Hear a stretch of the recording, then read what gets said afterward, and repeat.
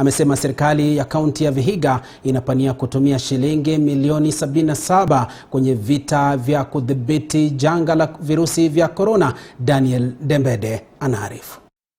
Serikali ya kaunti ya Vihiga inapania kutumia takriban shilingi milioni 77 kwenye vita vya kudhibiti virusi vya korona.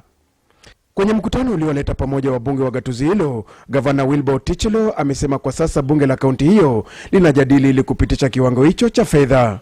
I've managed to mobilize about 77 million, which we hope that the county assembly will pass, and therefore that money will be available for us to deal with this pandemic.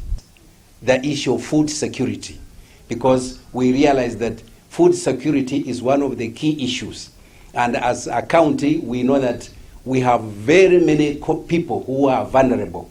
And with this pandemic, many people now are not able to earn a living. And we believe this is an area where we need more emphasis to be given. Kwa upande wake, mbunge wa Mwaya Omboko Milema amesema atajaribu kushawishi bunge siku ya Jumatano kuona ikiwa pesa za CDF zitaelekezwa kwenye vita dhidi ya corona. We shall be asking a number of things to be ensured. Number one, that possibly we get an amendment to the law to allow CDF to also allow itself to spend part of its money, especially the emergency funds, to the support of the Corona initiative in whatever ways, whether they are sanitizers, PPIs, or food, depending on how we shall be moving. Issue of the monies that are coming to Kenya.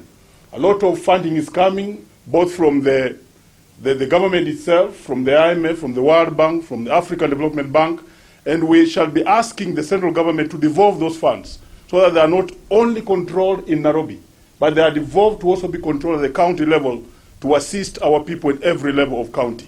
Let us sanitize kutoka everywhere. Na zingine si za halali.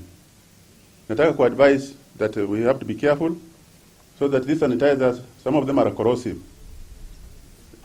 We don't just fall on anything in a bottle that is crossing around. And I want to ask my fellow politicians not to take personal initiative in distribution of sanitizers and pails and whatever it is. Let's work as a team. Daniel Dembede, TV47, Kaunti ya Vihiga.